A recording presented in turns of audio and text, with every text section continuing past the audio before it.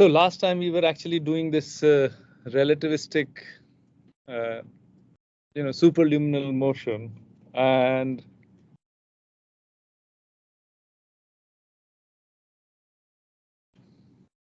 let's actually get right. So the idea was that there is this light chasing light effect, that if you have two events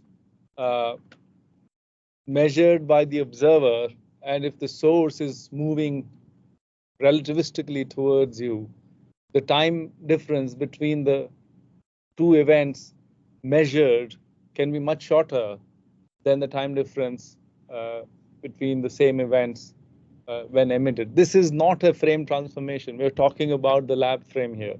It's just that if someone is emitting at the speed of light and moving at the speed of light, that person and the light will reach you simultaneously. So this is the, this is sort of the intuitive way of thinking about it. So because of that effect, you get this apparent motion of these microquasars or AGN blobs, which appear to be on the sky, moving on the sky faster than the speed of light. So what you do is, so these are different epochs in time, years, right? And you see this hotspot. You can actually track a hotspot in time and measure. So if you know the distance of this galaxy, you can convert the angle into velocity, basically velocity on the sky, and you know the time difference. So you can just do delta S, distance traveled divided by delta T, that's the velocity. And a lot of times it comes out to be greater than C. This is the apparent superluminal motion. Okay. So this is how this beta apparent looks like as a function of phi, the angle between the motion of the jet and the line of sight. So, so if the fast jet is directly towards you, it is not moving on the sky, right? It's not moving on the sky, so that's why it's zero. It starts from zero, and at slightly different angle, it starts moving on the sky. And this light chasing light effect is very important when it is close to you. So that's why this peak is like close to small angles. Okay.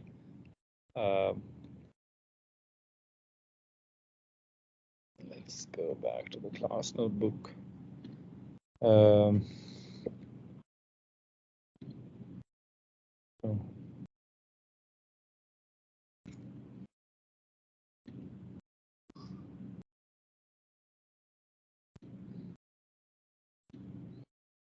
Right.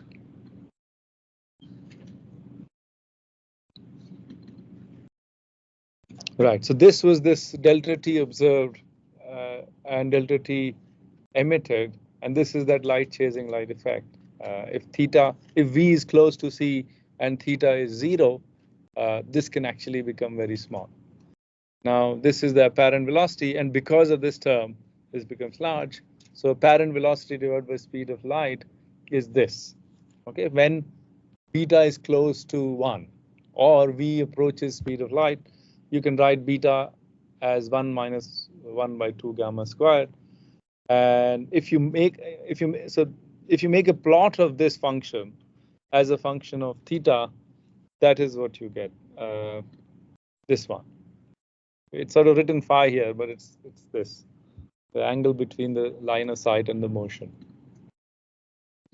Then I was actually mentioning about this. Okay. Then I was actually mentioning this fact that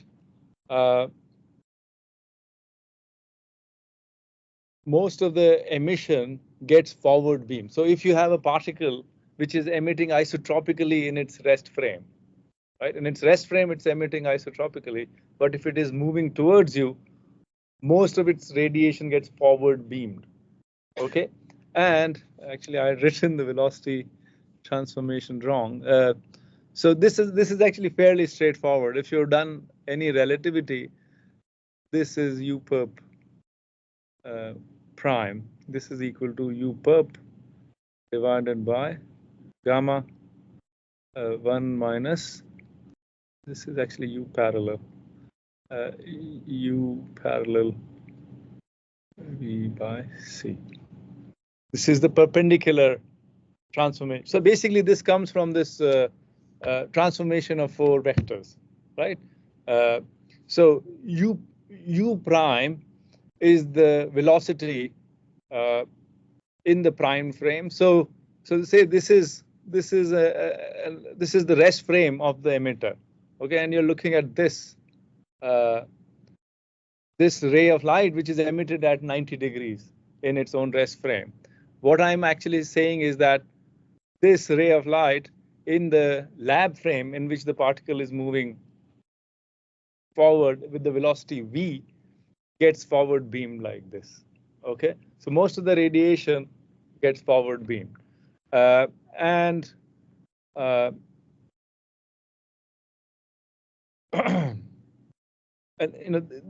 velocity transformations come from the 4 vector transformation, right? So u prime or u is dx by dt, right? That's the velocity. So we know how dx transforms, how dt transforms on Lorentz transformation. So their ratio transforms like this. That's what gives you the velocity transformation between frames. Right, and so this angle, so basically what you have to do is to get, so this is, say this is the primed frame. So this is the rest frame of the particle in which this is velocity v. We are looking at this light which is emitted in the perpendicular direction, perpendicular to this direction of motion. So let's call this angle say theta, and in this case theta equals pi by 2, right? You're looking at a ray which is and this angle is theta prime. Okay, and we know that sine theta in general, not for this pi by 2 case, is equal to u u perp by u, right? I mean that's the definition of sine theta. So similar. So you can actually using this and putting. So if the particle is moving forward towards the right, it's sort of like if you go to a frame which is moving towards the particle with the velocity minus v, that's the frame in which particle is moving towards the positive direction of velocity v. So if you do that, what you will actually find out is that this ray, which is at theta equals pi by 2, it actually is theta prime, which is of order 1 by gamma. Okay, it gets forward beamed. So all the beams which are here all get forward channel. So that's why the radiation pattern, which is isotropic in the lab frame, gets forward beamed on a beam in a beam of size 1 over gamma. Okay, it also depends, the exact beam pattern. So most radiation mechanisms, like dipole radiation and so on, is not isotropic, right? It has its own emission pattern. So you have to be careful to do this carefully in different situations. But this general idea is valid. It's just a kinematic effect that radiation gets forward beamed if the particle is moving fast, relativistically. Okay.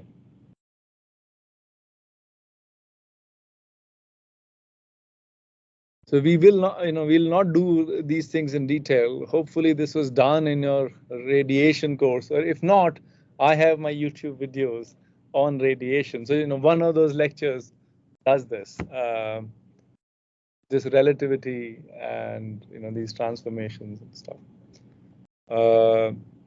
Okay. So for these radio galaxies, relativistic effects are extremely important.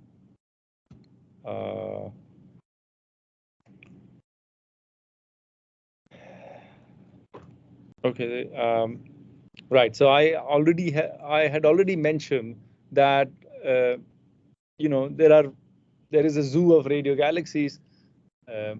Radio galaxies are basically AGN, which emit radio emission, and you can have like a a bright core, and you can have lobes which are more diffuse, and there's a whole range of radio galaxies which we have encountered a little bit. Generally, the core spectrum is flatter compared to the spectrum of these lobes. The lobes are older. So basically, this stuff which is emitted by the black hole here, these relativistic electrons which are produced by the black hole, they go out and they age and cool. Basically, they lose their energy because of radiation losses like synchrotron losses and their spectral index. So if they were some power law, their power law spectrum gets cut off at higher and higher energies because they have the shortest cooling times. So that's why going out, nu becomes larger, right? So if you express the radio brightness as nu to the minus alpha, so okay, so these are some examples of observed radio galaxies or radio AGN. So so this is sort of flatter. In fact, this is rising. This is decreasing. So if your galaxy is dominated by these regions, it will have spectrum like this. If your radial luminosity is dominated by the core, the central core, you're likely to be flat or rising. And the reason for that is this radiation has higher energy electrons, and it's also self-absorbed sometimes. See, radio emission can also get self-absorbed if the density is high or the magnetic field in that region is high. So generally, magnetic field strength is higher closer to the black hole and lesser outwards. So as these plasma blobs are released from near the black hole where they are self-absorbed, and as they move out, the plasma becomes lower density and lower magnetic fields, right? Because it's sort of expanding, and it becomes optically thin to radio photons. So the radio photons just leave. Okay. Now you have seen these sub-millimeter images of galactic center black holes, Sagittarius A star, and of M87, right? The Event Horizon Telescope has made these beautiful images. That is sub-millimeter, slightly higher frequency than radio, but that's optically thick emission. It's self-absorbed emission, because if you look at the spectrum, it's sort of rising, and that's also synchrotron emission. The images that you see in Event Horizon Telescope, the physical mechanism for producing that is synchrotron emission. Okay, but much higher energy than these 1 gigahertz, right? That's generally 200 gigahertz is where they operate. But you're seeing, you're really looking at tens of Schwarzschild radii, right? Within tens of Schwarzschild radii. So the density and magnetic field strength there is very high. So it becomes self-absorbed, and your spectrum is no longer a simple power law. Okay.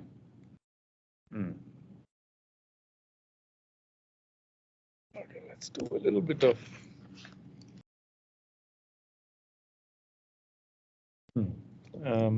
Let's actually try to see if we can manage this. Okay, so a little bit of recap of synchrotron emission. Okay, so you have, the setup for synchrotron emission is you have these magnetic fields and you have electrons which are going around the magnetic fields, and these are relativistic electrons. So they are doing this circular motion, and right. So let me just come here.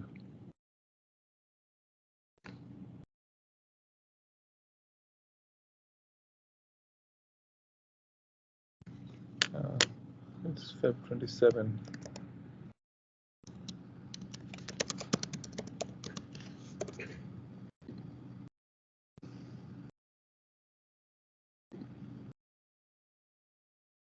Okay.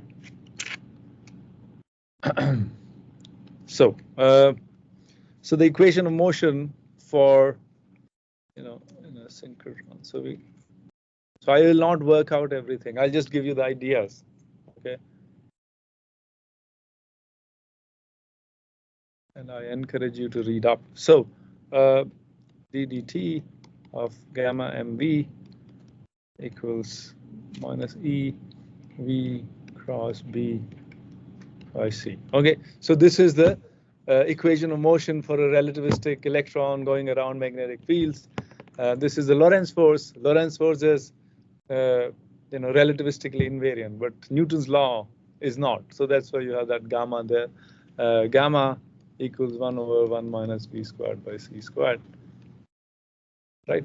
So has everyone done relativity here? No. No. Who has not done relativity here? Okay. I mean, it's not, we really don't need very sophisticated relativity, but we do need basic ideas.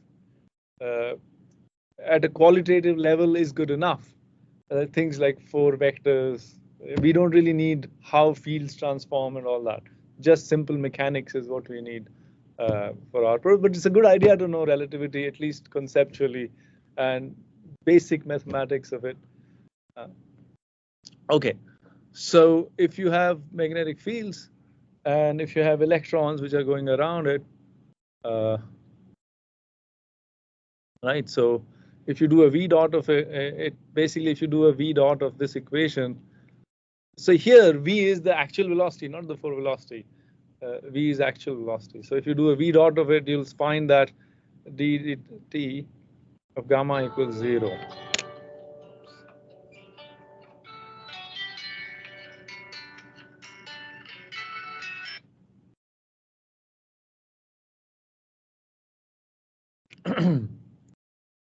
Right. So because if you do a v dot on the right hand side, the magnetic force is perpendicular to the velocity, so it does not do any work.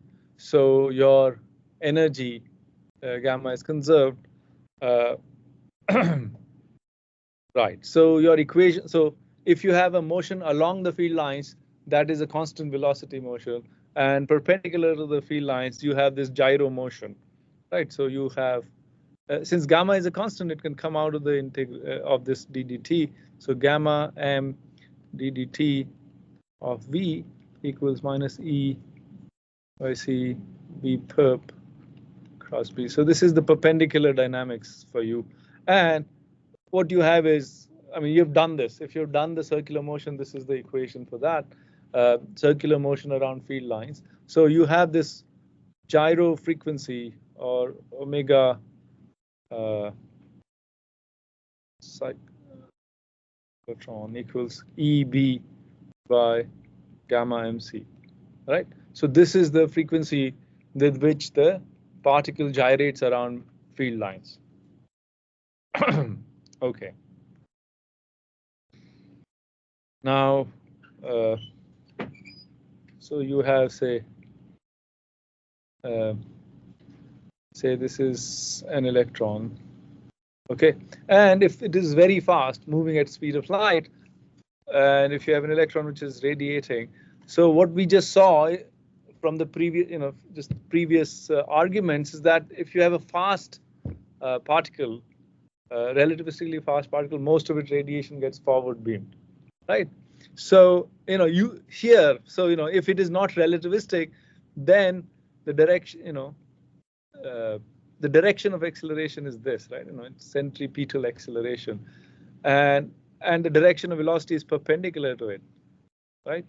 And so in the lab frame, you have some sort of a radiation pattern which looks like this. You don't see any radiation towards the direction of acceleration, towards the dipole direction, but you see it in the perpendicular direction at that instant. But if this is moving relativistically with the velocity v, then all this radiation gets forward beam, something like this. and this angle being of order 1 by gamma. Okay, I already told you that if you have radiation which is going perpendicular, it gets to a beam of order 1 by gamma. Recall that there is no radiation perfectly along the direction of the velocity. Okay. Okay, so you can actually think of it as like a radiation which is coming in a beam of size angle 1 by gamma. Okay, so if there is an observer here, that observer will only see a short pulse of size 2 by gamma, because it's 1 by gamma from this and 1 by gamma from this. So only for a short distance along this path, this electron will be seen very brightly by an observer at infinity. Okay, so that is what is actually shown here. So this is the portion of the gyro motion for which you will notice the electron. Everywhere else, it's beamed somewhere else, not towards you. So this is sort of the picture. So these pulses are separated by 2 pi by omega c, right? Omega cyclotron. Every time the electron comes at this place is when you see it. And here, if it is going towards this person will see. You won't see it, right? So only this duration of the orbit, which is of order angle 2 by gamma, you will see it. So this is the separation, which is just 2 pi gamma mc by EB. That's just 2 pi by omega cyclotron, right? The separation between these beams is just the gyro period. Now, what about the width of this peak? The width of this peak corresponds to basically this beam crossing. So beam is here, now it crosses your eyes and just leaves, right? So that width comes from this light chasing light effect. I told you, if you have this electron which is moving fast towards you, delta t observed is 1 over 2 gamma squared delta t emitted, right? And delta t emitted is nothing but delta theta by 2 pi, right? So this delta theta divided by 2 pi, that's the fraction of time that you are emitting. So that gives you gamma squared, and this extra gamma comes from the fact that delta theta is 1 by gamma, right? So delta theta is 1 by gamma, and there is a 1 by gamma, there is a gamma squared due to this light chasing light effect. So you have the, right, so this width is actually this much shorter. So if you put in some typical times, some gammas and B values like gamma 10 to the 4 and B of 10 micro Gauss, this is 100 seconds, okay? And this is gamma cubed times smaller than that, which is 10 to the minus 2 seconds. So the observer will see these pulses, okay, from this single electron. So what you see is intensity as a function of time are these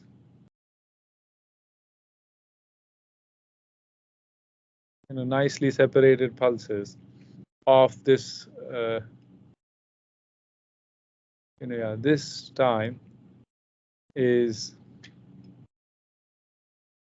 2 pi gamma mc by EB, right? It is just 2 pi by omega cyclotron, and this width is basically delta theta by 2 pi times 2 pi gamma mc by EB, right? That's delta t by the emitter, right? This is the fraction of the orbit for which you see it, and delta theta is nothing but 2 by gamma. So, and then delta t observed is equal to 1 by 2 gamma squared times delta t emit. So that's equal to, so this gamma cancels. Right. So this duration is 1 by gamma cube, smaller than that, right? You can actually see that. So that's it. So if you have a train of pulses with this duration and this separation, and if you take the Fourier transform of it, what you get is the spectrum of this radiation. So f nu versus nu, if you do the Fourier transform of this pattern, what you get is basically pulses at frequency this and higher harmonics of this, right? So you basically, they're very, very, very closely separated like this. So this is How are you getting gamma cube there? 1 by gamma cube times this. So there is a gamma up there, right? So if I retain that gamma there, I have 1 by gamma here, no? There is one gamma in the cyclotron. That's right. So which is there, no? This is 1 by gamma cube times that, times this guy.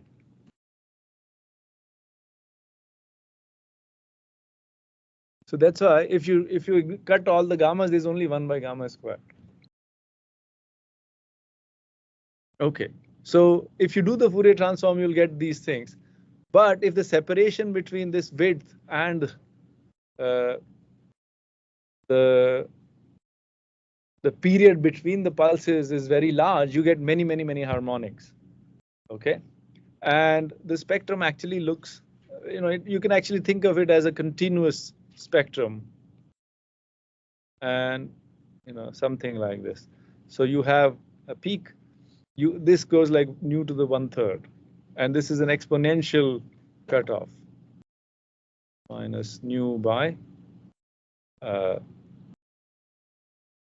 gamma squared nu naught. So let me actually introduce nu naught. Nu naught is the cyclotron frequency without this gamma factor. This is equal to 2 pi EB by MC. So nu naught is without the gamma factor, but new cyclotron has that gamma factor. So do note this. So what it says is that you get the peak of emission from a single electron at a very high frequency compared to the cyclotron frequency, right? And the lowest harmonic is, of course, at this.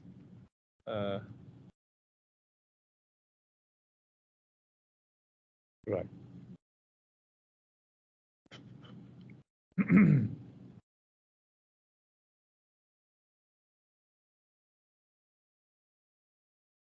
So that's it. So see, yes. This or the light which you are getting? Right.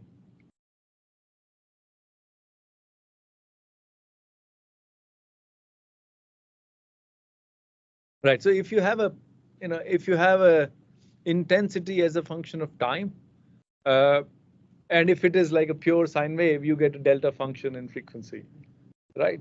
And so that is actually the frequency of the light that you observe, right? If you have a wave which is sort of varying with some frequency, and if you take its Fourier transform, that's what your spectrum is, right? But the intensity was varying with different times during the strength of the light varying. Mm-hmm. Does that mean that frequency is also and you can have a monochromatic light but varying in intensity, and it should get the same frequency, but right. So if you have a pulse of light, if you have a pulse train of light, you have all sorts of frequencies in that, right? So it's not a pure harmonic. A pulse train will have all frequencies. So in that sense, I mean, this is the actual spectrum that you'll get, and it's the Fourier transform of this time. So if you have a signal as a function of time, if you take its Fourier transform, you get the power spectrum in the Fourier domain. Okay. So yeah, so it's exactly the same what you're saying. So this is for the single electron. So the key takeaway here is that the cyclotron frequency is equal to nu naught. So nu naught is without the gamma factor. It's like the non-relativistic cyclotron frequency. So the relativistic cyclotron frequency is 1 by gamma times nu naught. Because it's because the mass becomes heavier by a factor gamma, right?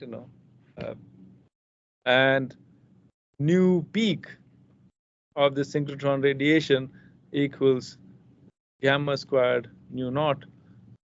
Is roughly is gamma cube nu cyclotron, right? Just Okay.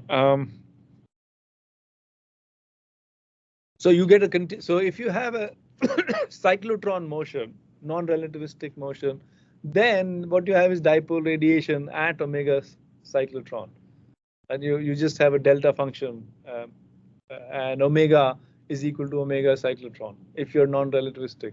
But because of this relativistic effects, you get a continuum emission from a single electron. Okay. Hmm? Yeah. There also you can get harmonics, but not a lot of them. Not like here. Not like here.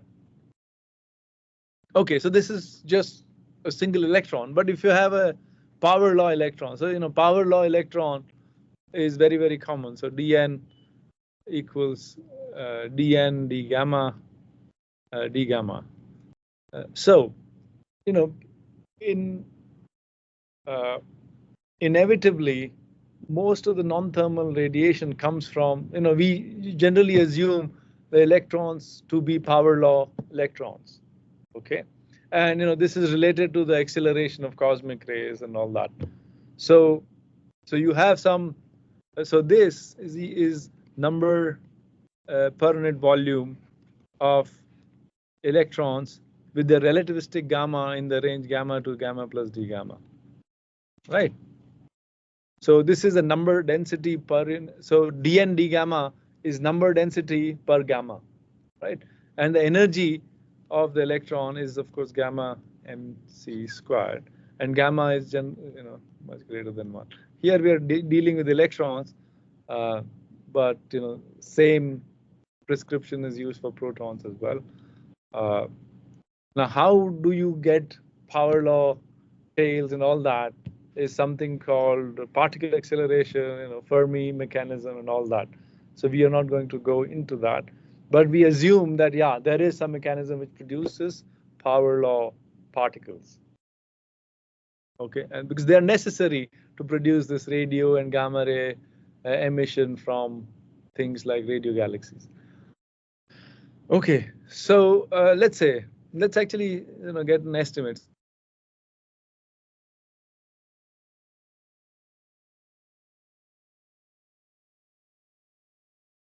0.4 gigahertz and magnetic field is say 10 microgauss. What is the gamma of this electron? So, right, we already saw here that the peak comes at gamma squared nu naught, right? So,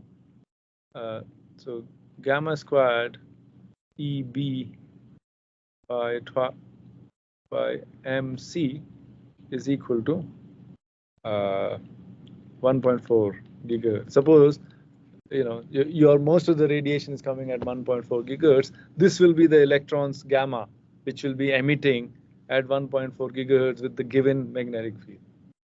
So gamma is proportional to nu by b to the 1/2. Right. So this is there is sort of a rough map. You can actually although this is a continuum, but you can actually think of it as most of it coming at gamma squared nu naught. So you will see such sort of estimates that, oh, what is the value of gamma for these electrons? For example, in this case, magnetic field strength is 10 microgauss and gamma is 10 to the 4. Actually, if you are emitting at 1.4 gigahertz and B is 10 microgauss, if you plug in the numbers, you have to have gamma of 10 to the 4. It's a very high energy. So gamma of 10 to the 4 is I mean, 5 GeV electron, right? 0.5 MeV is the rest mass energy. So MEC,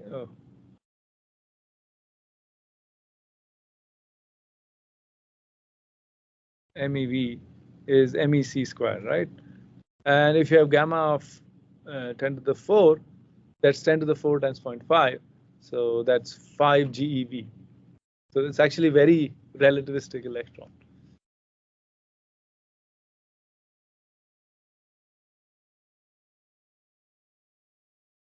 Right, so this I already told you that this is the flux versus nu. And nu is like some sort of a dimensionless frequency, and this peak happens at this gamma squared nu naught. And this is the cartoon of an electron going around this magnetic field. Right, so radiation emitted from any part of the trajectory, but if the observer is at a particular angle, they'll only see it, the electron, at this particular phase. Those pulses will come only for these electrons. The other thing that we are assuming here is that this radiation is incoherent. That is, we are adding intensities, but not all radiation is incoherent. For example, in pulsars, a lot of electrons can move together in phase, and you can actually produce, you can add amplitudes rather than adding intensity. So that's why you are able to produce very high brightness temperatures, like in interference, right? Your peak intensity for 2-slit experiment can actually be, more than just the sum of intensities. In the same way, if you have like 10 to the 6 particles emitting coherently, and if all this radiation adds together in phase, you can actually increase the intensity in that particular direction by a huge amount. So that's why you can have a very high brightness temperature. But we are talking about incoherent synchrotron radiation. That's why you're adding intensities. Okay. And the polarization, right? So polarization. So if you have a magnetic field on the sky like this, you project it on the sky, and the polarization is perpendicular it basically points radially inward to the magnetic field and perpendicular to the line of sight. So that's the polarization of radio emission that comes from synchrotron emission. Synchrotron emission has very high polarization fraction because right,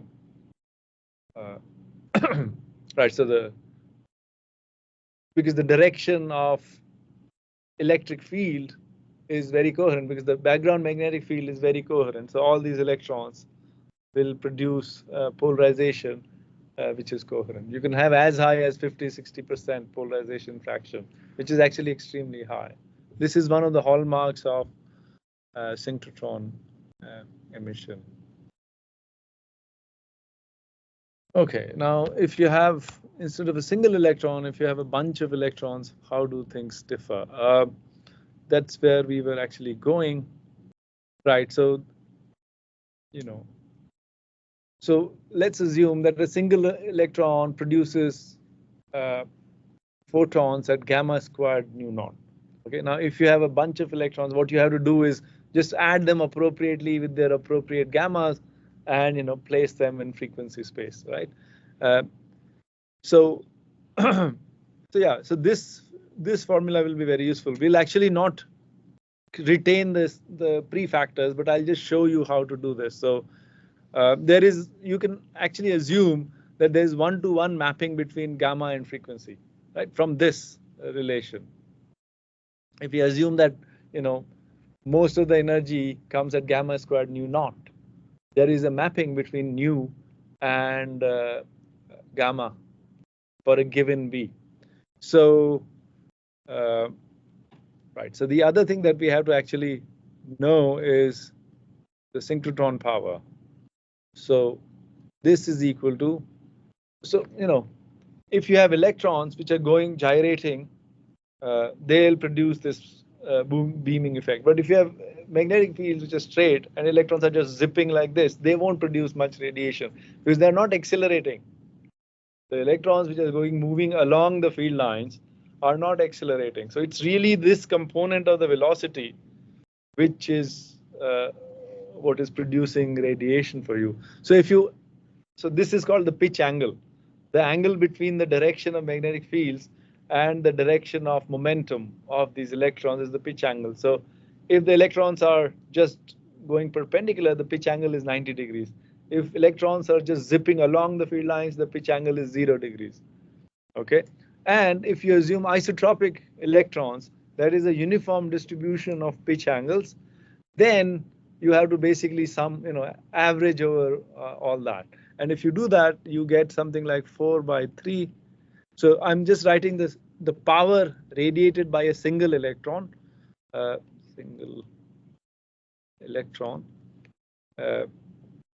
I'm just writing the final expression. This is actually worked out in Ritik and Lightman.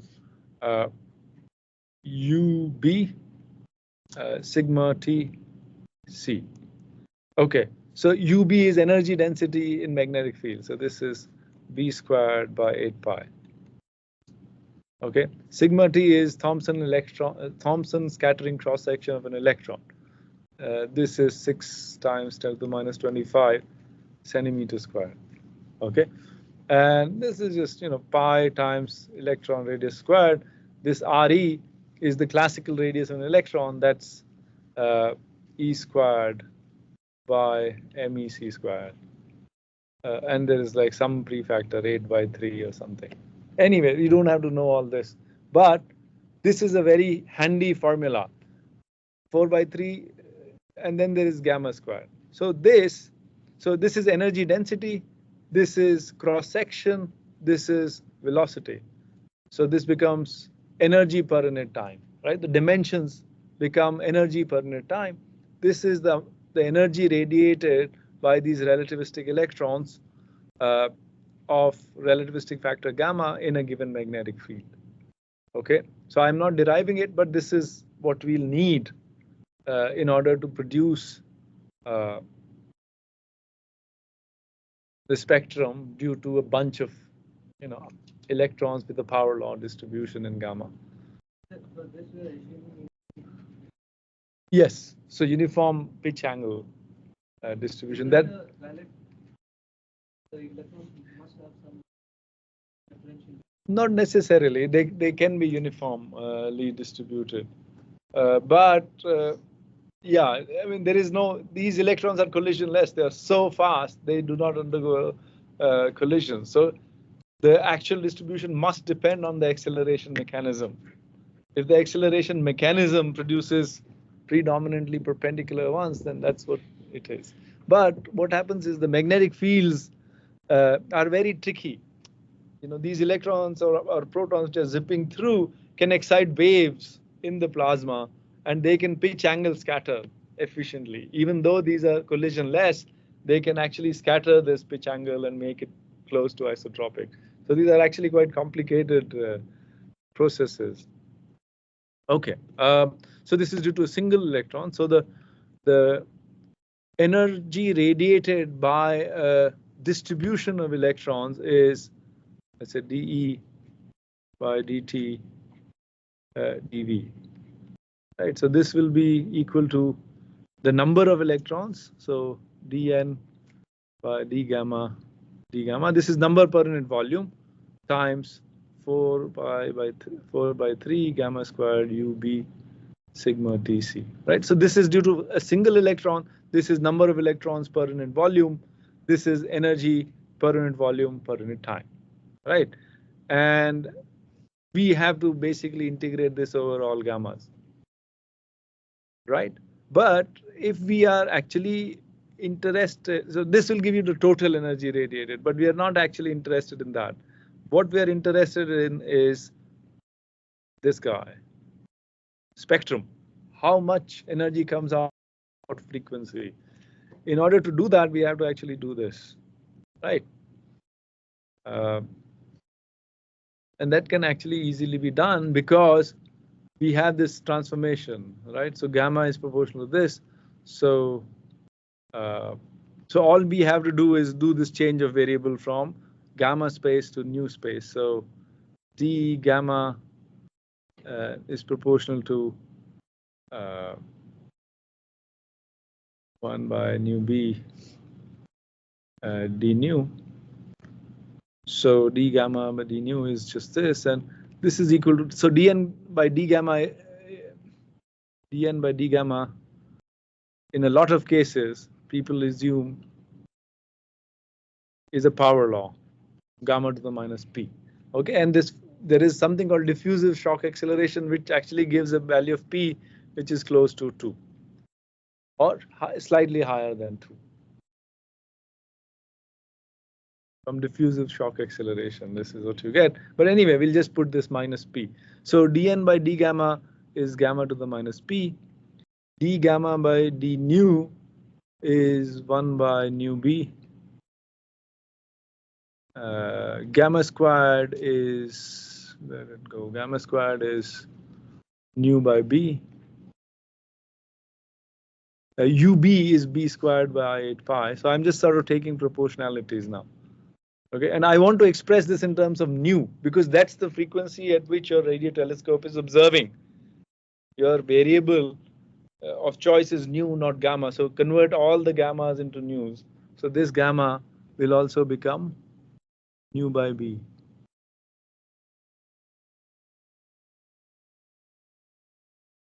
Okay, so what you will see is this is nu minus p minus 1 by 2 and b to the power of 1 plus p by 2. I think this is correct. Yeah, you can verify it. This is very, very important. Basically, what this tells you, this is optically thin emission. I have not done any radiative transfer. I have said this is how my photons are produced. So now let's get back to one of these. Yeah. If I'm saying is this is optically thin radio emission due to synchrotron, I have measured my alpha. But I say according to this synchrotron theory, if my distribution is a power law, there is a relationship between this slope and P, the physical quantity which says how many electrons there are as a power law distribution of these relativistic electrons. So that's why this formula is very, very useful. It tells you what is the slope of the distribution of relativistic electrons. Okay. In fact, yeah. This you should, you just should know it. Okay. So this is in the optically thin regime.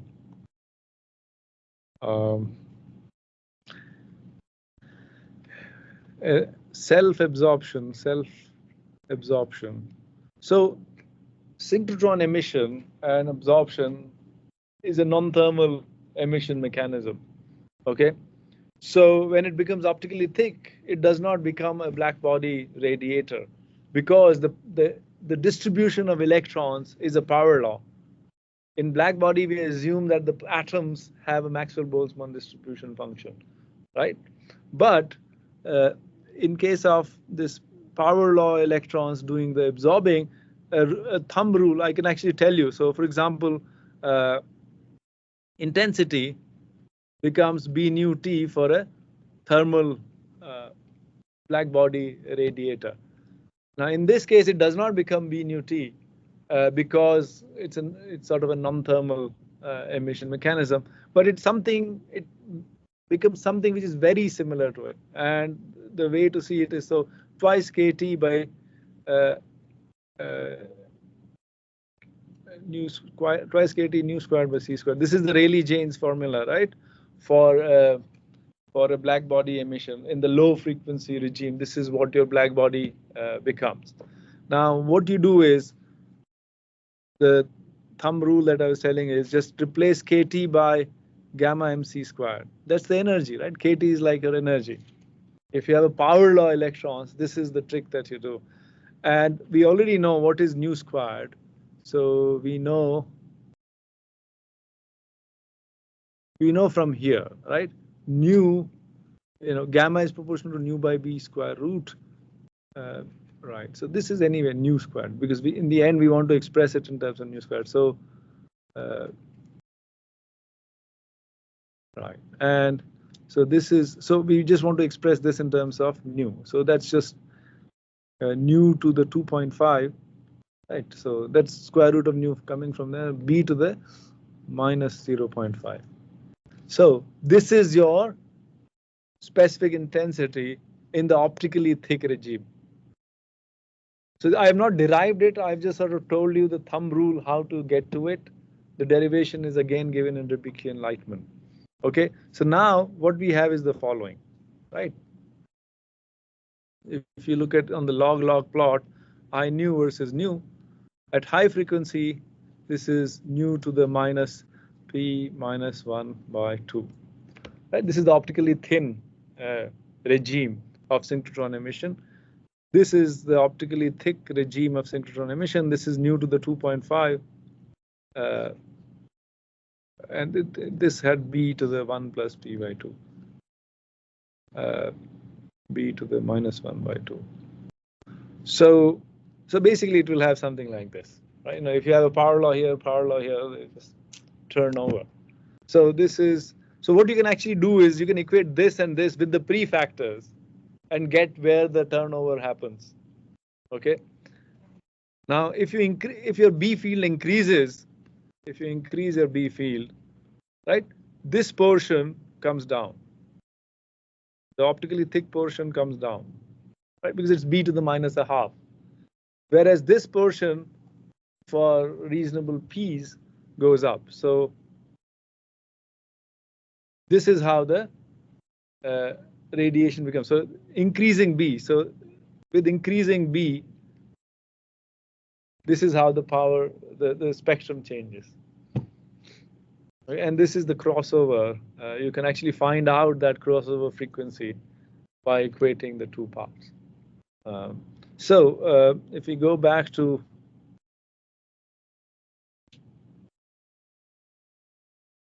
this, you see this portion of the spectrum is coming from this part where B is high, right? If your B is high, then, you know, if your B is high, you can become, you know, self-absorbed at the frequency at which you're observing. If your B is low, like in the diffuse part, you can be like in this regime where, you know, you are in the optically thin regime. Okay.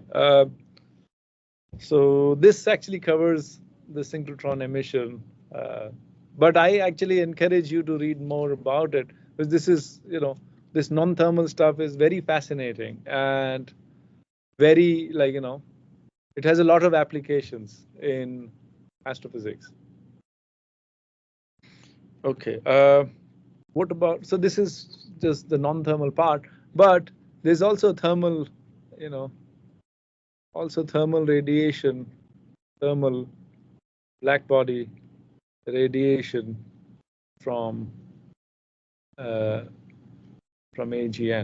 right? So, you know, so you can have a black hole. This is like an accretion disk. You can have it around it. And so this is your edge-on view, and then you can have a top view of this. Okay.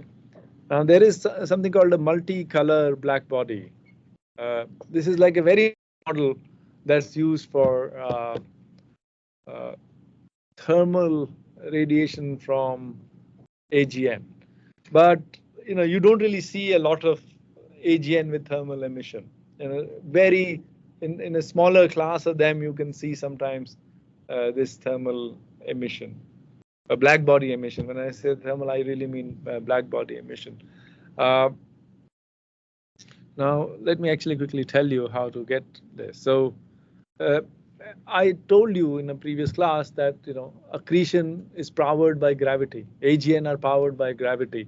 So if you have an accretion rate of m dot, so gm m dot by twice r is the amount of energy released by accretion if you move matter from infinity to the radius r at an accretion rate m dot, roughly. Now, amount of energy released from radius r to r plus dr is nothing but this, right? You're bringing matter from this radius to this radius, and you're releasing a little bit of gravitational energy, which is given by this. And this classic thin disk model tells you that whatever energy is released here from r to r plus dr, it's radiated locally as a black body. Right. Okay, now this is luminosity from r. This is energy per unit time from r to r plus dr. So if it is emitting as a black body times 2 pi r dr, right? This is the area. There are two faces of this disk, and this sigma t to the 4. Sigma t to the 4 is for a black body, right? If you have a black body, this is how it should emit. Sigma t to the 4, energy per unit time per unit area. And if you multiply it by area, this becomes energy per unit time. Okay, so all this formula is saying is whatever energy is produced by accretion is locally radiated as a black body at that radius. Okay. Sorry, this I should use the same R.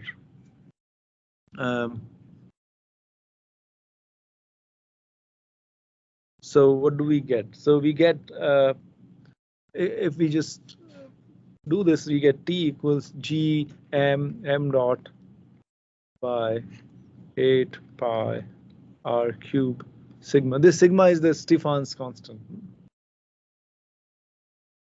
1 by 4. Right, so you can actually see for a given m dot, temperature goes like r to the minus 3 by 4. Right, so this is the classic model for a thin accretion disk.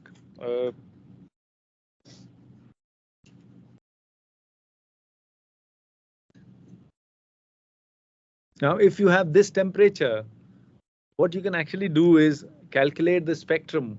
Yes. Sorry. Yes, that's right.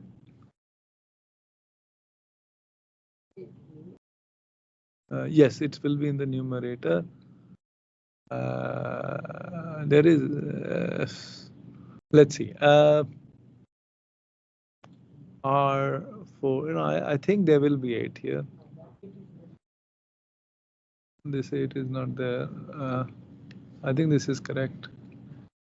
Yes, G m dot by 8 pi R cube sigma.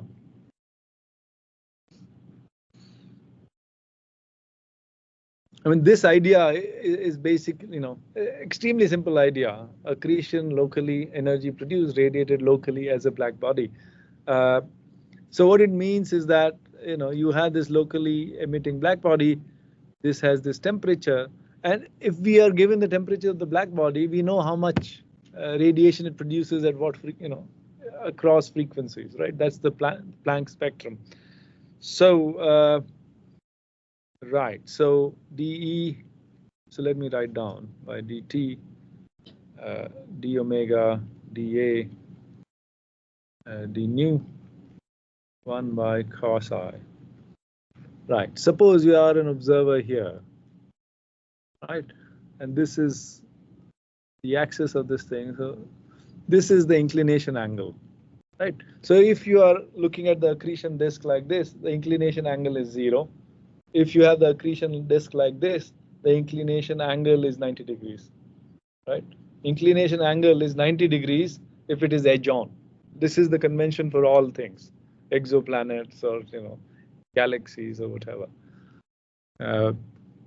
Okay, so this is the inclination angle.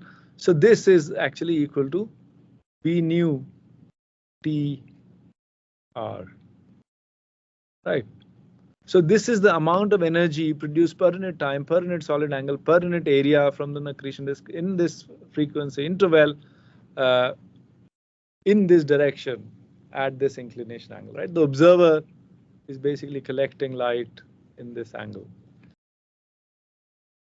But B omega is nothing but, suppose you have a telescope here with some area, dA telescope, divided by d squared. So d is the distance at which you're observing. So solid angle is nothing but area divided by distance squared. So this, we can actually replace this by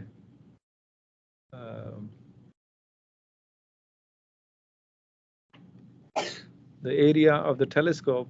This is the area of the accretion disk which is emitting. See, in radiative transfer, you have to make friends with specific intensity. There's no way you can survive astronomy if you're not friends with specific intensity. Okay, you have to know what it actually means. So this is dA T by d squared. Okay, now if you have this telescope, this is what we will measure as the flux, right? Energy per unit time, per unit area of the telescope, per unit frequency. This is the flux that you will measure from your telescope. So the flux that's measured, or F nu, is equal to B nu. I mean, this is actually dF, because we are looking at from 2 pi r dr area, right? So this is B nu dr cos I, and dA is the area of the emitting surface. That's 2 pi r dr. Okay. Now, so I had told you that there is this one-to-one mapping between temperature and radius. We also know this guy, right? B nu is nothing but twice h nu cube, 1 by c squared, 1 by e to the h nu by kBt minus 1, right?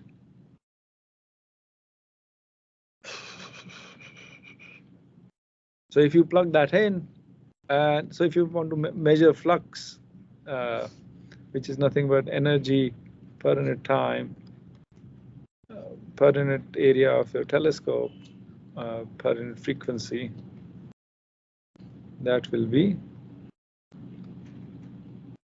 now you're sort of integrating over all emitting surface, right?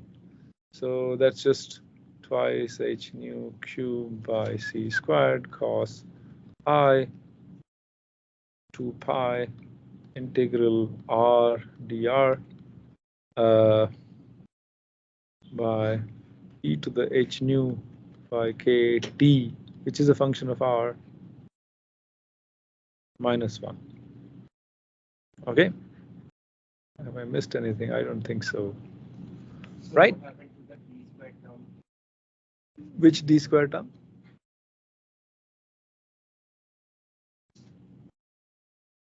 This one? No, yeah. Sorry. Right. So this has, this d square has to be included in this. No, let's see. Sorry, no. This is flux. Good. This d squared will be here. Right, flux goes like 1 over d squared, and that will be here. That has to be there.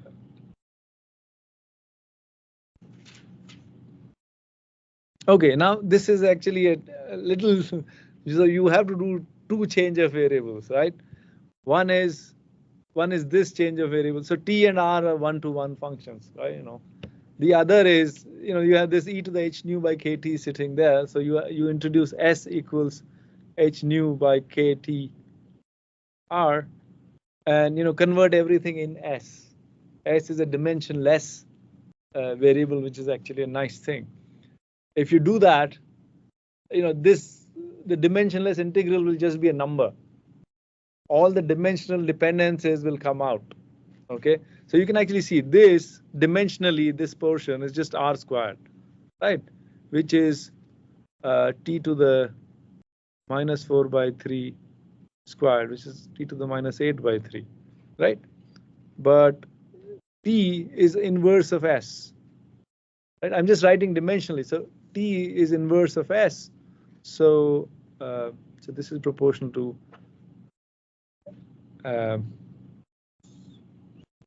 s to the 8 by 3 and nu to the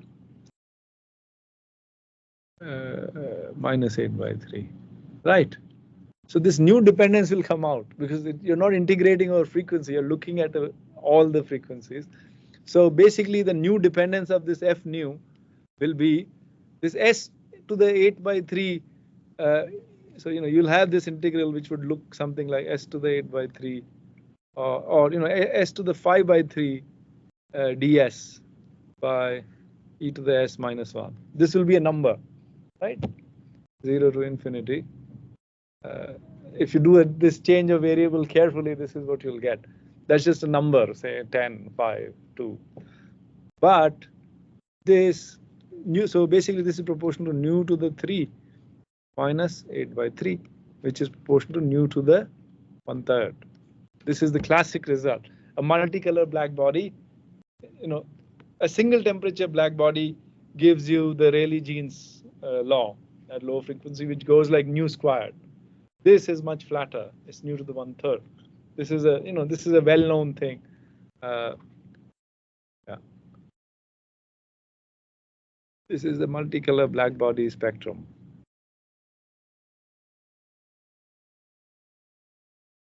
Okay.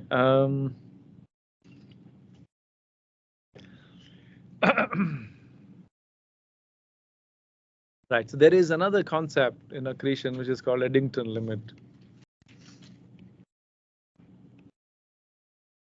So if you have an emitting object like an accretion disk or a star or something, and if you have this matter particle, this matter particle is experiencing a force, gravitational force, which is gm mp by r squared, right?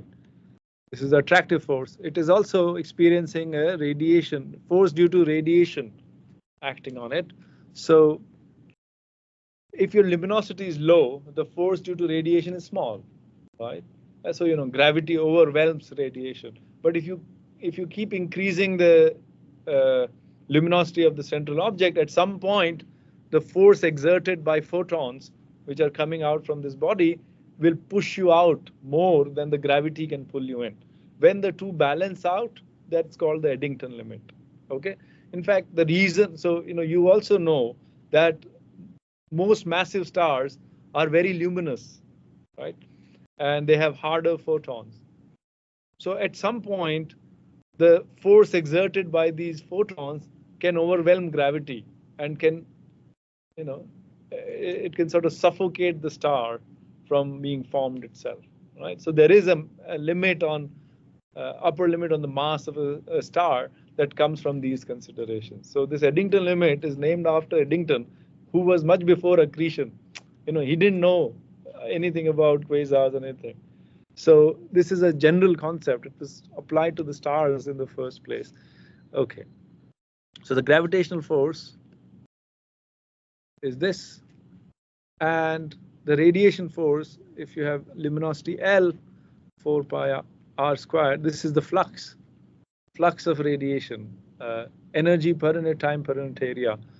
Sigma T is the Thomson scattering cross section. You're assuming that the electrons are the ones who are receiving this radiation force, and they are interacting through Thomson scattering. Okay. I see. So this, right? So this is energy per unit time. This is energy per unit area per unit time. This is, yeah. So this again is energy intercepted by an electron per unit time, and energy by c is the momentum of the photon, right? Energy of a photon divided by c is the momentum of the photon. So this momentum, the electron imparts, the photon imparts to the electron. That's what the picture is. Okay. So this is the force. That's the force. So this is the Eddington luminosity. Eddington luminosity is the luminosity at which the gravitational and the radiation force are equal. So you will notice that here I am putting MP and here I am putting an electron scattering cross section. And the reason for that is most of the mass is in protons. but most of the cross section for interaction with radiation is in electrons. But electrons and protons are closely coupled through collisions and electrostatic interactions and so on. Okay, so L Eddington is equal to 4 pi CGMP, small mp, proton mass by sigma T times M. I mean, these values, I actually noticed another thing in the exam paper. Everyone was using MKS units. So it's fine. There's no problem with that. But if you are doing astronomy in the longer term, you have to switch. And the electromagnetic equations become really, really nice if you are doing CGS. Yeah, there's no problem. Like the physics has to be the same, whatever units you use. But I think almost everyone was using MKS units. Okay. So if you plug in the numbers, this is about 10 to the 38 erg per second times m by m naught. Right. So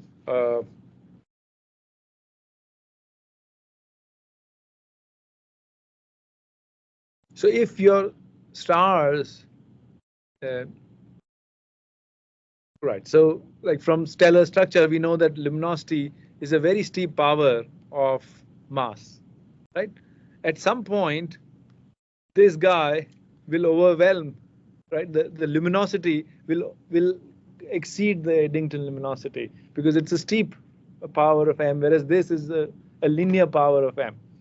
And at that point, if your star becomes more massive than that, it must throw out all its layers. So that's why you don't see stars which are more massive than few hundred solar masses.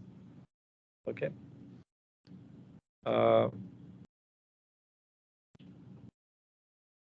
Sometimes sometimes people use something called m dot Eddington, the Eddington accretion rate. I told you that L equals some efficiency parameter m dot c squared, right? And epsilon is about 0.1. This is the typical number that is used all the time. Okay, so you can actually convert this luminosity into something called, if you equate this to 0.1 m dot Eddington c squared, you can get m dot Eddington. Okay, if you plug that in, you get m dot Eddington is equal to 1.5 times 10 to the minus 8 solar masses per year for a black hole of this mass. This is the Eddington rate. How much accretion? So if an accretion disk is accreting at the Eddington rate, it's producing radiation which would throw out matter rather than letting it accrete. If you're accreting more than this m dot Eddington, accretion should quench itself.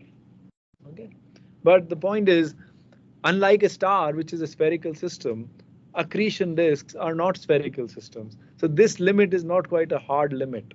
So for example, if you have a disk like this, and all the radiation blows out here in this direction, and all the matter comes in here, I mean, it's not like all these electrons that are sitting here are facing that radiation. Radiation is moving in a path which is different from where the matter is, unlike in stars, which are spherical objects. So in principle, m dot can actually be much bigger than m dot Eddington. There's no real problem with that. But generally, people take m dot Eddington. Traditionally, this is taken as a limit to mass accretion rate. The other thing that you will see here is that the black hole, DDT, the black hole, if it is accreting at the Eddington rate, right?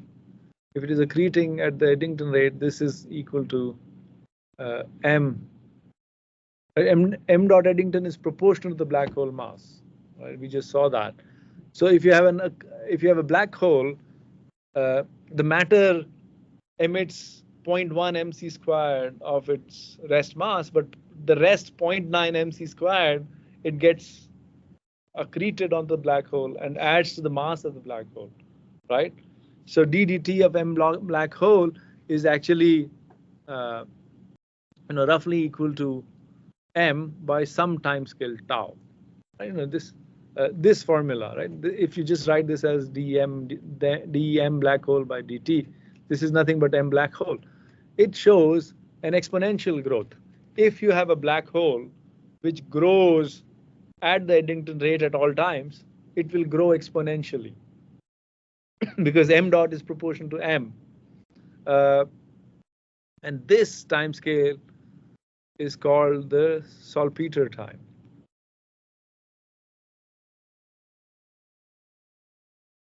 After Ed Salpeter, the famous physicist and astronomer. There is also Salpeter IMF. So this time scale, so this can be calculated in terms of these fundamental constants C, sigma t, and whatnot. The value of sigma, tau s is about 50 million years. So what it means is that black hole E folds its mass, so it becomes E times more in the salpeter time. Okay, so the solution of this equation is m black hole as a function of time is equal to m naught, some initial mass of the black hole, times exponential t by tau salpeter. Now, if you look at observations, you see quasars or AGN at redshift of 7. Now, redshift of 7 is only 500 times, 500 mega years. The age of the universe at redshift of 7, you can actually calculate this from cosmology, is about 500 mega years. Okay, so you have had 10 E-folds. Now the question is, if you start with the seed mass of a black hole and if it accreted maximally at the Eddington rate, so m black hole now, from observations we know this is about 10 to the 9 solar masses. Just by looking at the AGN spectrum, quasar spectrum, you can estimate its mass. If you know its redshift, you know its flux, you know its luminosity, and so on. And if you assume it to be accreting at Eddington rate, so this is the mass m naught times e to the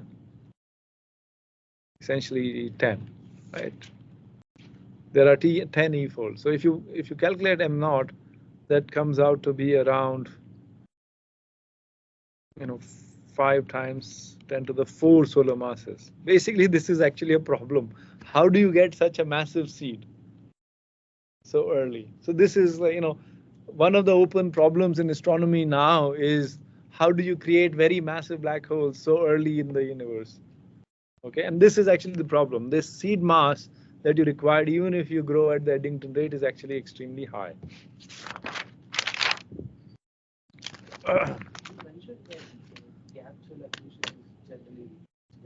That's right. So that's one of the resolution of this puzzle. So there are two resolutions. First is, you do somehow form massive seeds. The other, seeds. The other resolution, which I personally also like, is there's no harm in having this. I don't think this is very insurmountable limit, because you can imagine matter accreting this way and radiation leaving this way. So people actually do consider this possibility. Okay, let's go to.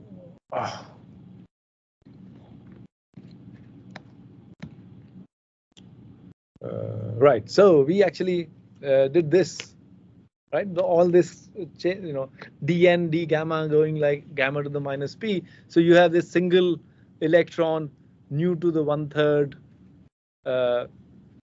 exponential cutoff, all those power laws with an exponential cutoff, if you sum them up with appropriate weighting factors, you get you get this power law, which is nu to the minus alpha, where alpha is p minus 1/2. We did this mathematically, but this is a way of seeing it diagrammatically, right? You're doing this integral over all relativistic electrons with the power formula for a single electron and summing them up at a given frequency.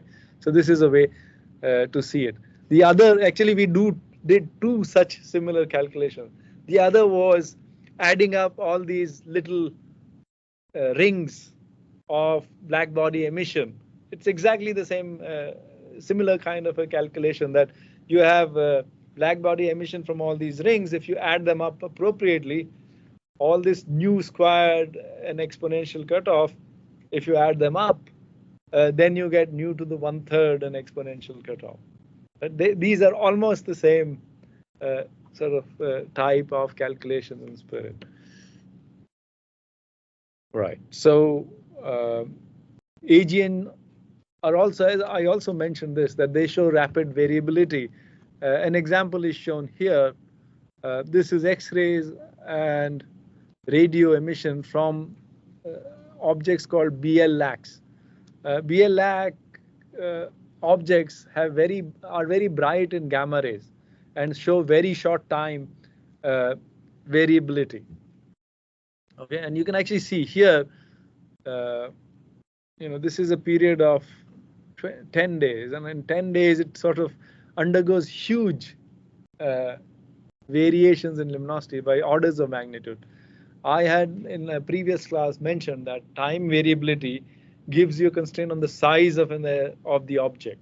So what it means is that the size has to be extremely, extremely small. But if you take a 10 to the 9 solar mass black hole, what is its Schwarzschild radius? It's 3 kilometers times 10 to the 9. It turns out the light crossing time across that, and that's the shortest, that's the smallest thing that you can have, right? Is of order days, hundreds of days. This is even shorter than that. And the reason this is shorter than that is the light chasing light effect, that you are seeing radiation from a jet which is almost along your sight line. So even though in its frame it's emitting radiation with a longer time scale, you're observing it to be very, very rapidly varying. And this is because of relativistic beaming. So blazars are supposed to be relativistically beamed. That's why their variability is on very short time scales. That's why you are able to sort of apparently violate this the size limit. How can the emitting size be smaller than the Schwarzschild radius? It's because of this very high beaming factor. So these are those. This is radio emission, X-ray emission, different time scales actually. You see, this is in years. Now this is where do I have the spectrum? Okay, here. So this is how the AGN spectrum typically looks like. So this is a broadband spectrum. It goes from gigahertz to 10 to the 19 hertz. So this is why AGN are very broadband emitters. Whereas on the other hand, if you just look at the stellar light, it will just be covering this portion. Okay, and exponentially drop here, and very rapidly come down here. Now, so there are radio quiet quasars and radio loud quasars, and you can actually see these are the radio galaxies that we encountered. And then some of these are also gamma ray bright. So the ones which are radio loud, there are these electrons in the jet and in the lobe which are producing synchrotron emission. They can also produce gamma ray. Gamma ray emission can come from upscattering of these synchrotron photons, or the upscattering of these inverse Compton scattering. Okay, you may have heard of this. Can give rise to this gamma ray emission, or you can have something called hadronic emission. There was a blazar which was detected by IceCube, which observes neutrinos. And so if you have neutrinos produced uh, in a mechanism, what it means is that it's a hadronic process. Hadronic process means that the cosmic ray protons interacts with the target protons and produces pions. And those pions decay into neutrinos and gamma rays and positrons and electrons. Okay, so anyway, that was just an aside. So variability. Right. So these are Seaford galaxies. These are blazars. This is also variability over time, right? You know, this is continuum. So UV continuum. So if you go here, this guy, the big blue bump, this is supposed to be that multicolor black body that I mentioned. That, you know, all these little portions add up to give you a spectrum which has a slope nu to the 1/3. But this is not quite well fit by that all the time. It's very rare to find that nu to the 1/3. Right, so this is more complicated.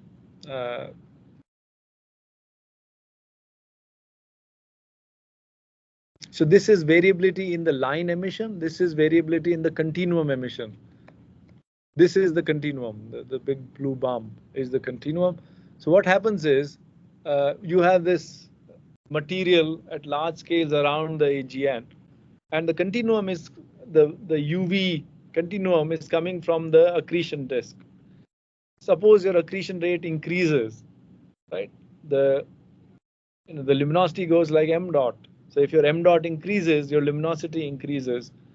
The continuum luminosity increases. So basically, you have many more photons, and these UV photons can excite other atoms, like triply ionized carbon, neutral hydrogen, and singly ionized magnesium. So an increase in continuum luminosity after a sort of a lag causes an increase in this line luminosity. Okay, because these photons from the disk are exciting these atoms. This is another example of variability. EGRIT was a gamma ray telescope. This is from a blazar. RXT is X-ray. So blazars emit broadband, you know, and in fact they are more and more dominant. Most of their energy actually comes out in gamma rays because of this beaming and other relativistic effects. Okay. So AGN, you know, AGN are very, I mean, AG, so we have talked about the radio aspects of it, the multicolor black body aspect. It's sort of a very complicated beast, right? You know, there are all sorts of observational phenomenology associated with them, and one of them is this iron line. There is a famous line of iron at 6.8 keV. I think this is a hydrogen-like iron, just one electron. I may actually be wrong, but there's a famous 6.8 keV line. And if you have this line produced close to the black hole, you can actually see a lot of relativistic and GR effects embedded on that line. So here is an example.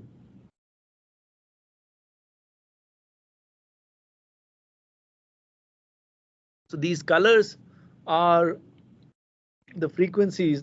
So suppose all this is emitting at a constant frequency. Right? The stuff which is traveling towards us gets, you know, it gets Doppler boosted. The stuff which is moving away from us gets Doppler dimmed. There's also relativistic aberration. The stuff that comes towards us also gets brightened. So all those are sort of included in this model. This is a model image. So if you just had Newtonian effects, this is how the line shape would have looked like, right? Sort of in H1 we saw this, right? There's a peak which is coming towards us, a peak moving away from us. This is how it would look like. If you have special relativity, that is this boosting in the forward direction, this blue part, so this is frequency. The blue part of the radiation gets higher intensity compared to the red because of this forward boosting. So this is special relativity. Then you have this general relativistic effect called gravitational redshift. So everything that comes out of a deep potential well gets redshifted. So this whole pattern gets shifted to the left. That's relativistic, the general relativistic redshift. And then on top of that, if you have a realistic line profile, this gets smeared into something like this. Okay, so this is an observational example of a spectrum of the 6.8 keV line, and people have fit this observed spectrum by with the models like this, and they have tried to infer at what radius is this blob which is emitting from the center, and other properties like you can try to get black hole mass from this as well. Okay, but there is a lot of controversy on the interpretation of this feature. It's not universally accepted. Right. So let me actually just show you this picture once before ending. So this is actually putting together everything that we have studied. This is the picture that emerges for AGN, and this is called the unification paradigm. Okay, sometimes we see AGN very bright in gamma rays which show very short time variability. Those are blazars. Essentially, you're seeing head on towards the jet of the AGN. The same object can appear as different classes of AGN to these different observers. So if you look here, you see it as a blazar. If you see here, you can see the central part, but you don't get this gamma ray boosting. So what you see is something called you do see radio emission from the jet, but it's not boosted, so it does not come in gamma rays. It comes in radio. You see a radio loud quasar, quasar, SAR, not SER. So you are actually from here, you're able to see the innermost part. This has that very bright UV continuum, the multicolor black body and other stuff. So here you see that big blue bump. And you see these dark big clouds. These are the broad line regions. So I had mentioned you that there are these broad and narrow emission lines. The broad lines are coming from closer to the black hole, from motion around the black hole. And the narrow lines are coming from the outer parts because, the line width sort of reflects the depth of the potential well. So here you can see both the narrow line clouds and the broad line clouds. And yeah, these are the narrow line clouds and also the continuum. So here you do see a radio galaxy because of this lobe and all that. But you don't see a lot of this continuum. It's get obscured by this dusty torus. So all you see is these narrow line regions. So these are narrow line quasars or narrow line Seafords. Yeah, if your viewing angle is this.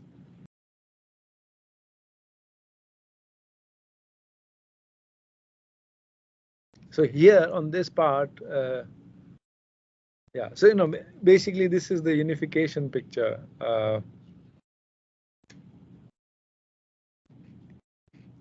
Okay, so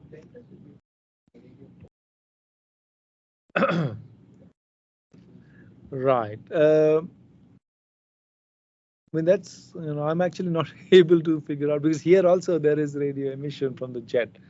So about 10% of AGN are radio loud, only 10%. So I don't know from this figure that whether this part is radio quiet and this part is radio loud. It looks very symmetric to me, but in sometimes you don't have this AGN being powered. So there is a whole sort of theory for when is it radio loud and when it is not. Generally speaking, when the accretion rate is high, m dot is high, most of the power comes out in radiation from this part, this big blue bump and all that. And not as much power comes out in the radio jets. Radio jets are more dominant when m dot over m dot Eddington is small.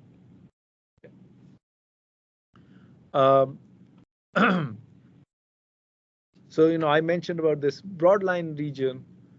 and the fact that the velocity width of the broad line region gives you the sense of the gravitational potential well, right? So v squared of the width of the broad lines is some factor f, which depends on the geometry, times gm by r. As I said, these things are very variable. If the continuum increases, there is a time lag between the increase in the continuum and increase in the lines, and that corresponds to the light propagation time from the central part to the sort of less ionized regions far away. So that's just the light crossing time. So by seeing the variability, by seeing this lag, you can measure the distance, right? Distance is just c times t, time lag. So you can measure this, you are measuring this, so you can get a black hole mass estimate. But there is a problem with this f. You can have motion of clouds which are sort of radial. In that case, the velocity can be a free fall velocity. You can have motion of clouds which are in circular orbits. In that case, it's the circular velocity, and they are like somewhat different from each other, right? Free fall velocity is higher. It's like escape velocity compared to the circular velocity. So interpretation of these is a little tough, but you do see these lags. So if you look at the h beta lag as a function of luminosity, the more luminous the quasar is, the longer the lag is. It's also sort of understandable, right? A more luminous AGN will have neutral ions existing much farther away. Inside it, it will all be ionized. So the time lag expected from a more luminous source is longer. Okay. So these are some examples that of this continuum variability, and then these lines, you can actually see the peak here is somewhat shifted from the peak of these lines. So people use this to estimate black hole mass. Another example, so I encourage you to read the book. So this is the view of a Seaford galaxy in the continuum. Okay, but if you look at some nebular line, the same galaxy seen in a, say, O3 or N2 line appears like this. What you're seeing is that are things called ionization cones. All this radiation produced by the AGN gets scattered from these low density region in which this ionization, the radiation is leaking out, and it can get scattered along our sight line because the atoms present there. So these are called ionization cones, but you have to look at the nebular lines, those specific atomic transition where you get these big peaks from the AGN. Okay, so I think we are done with AGN.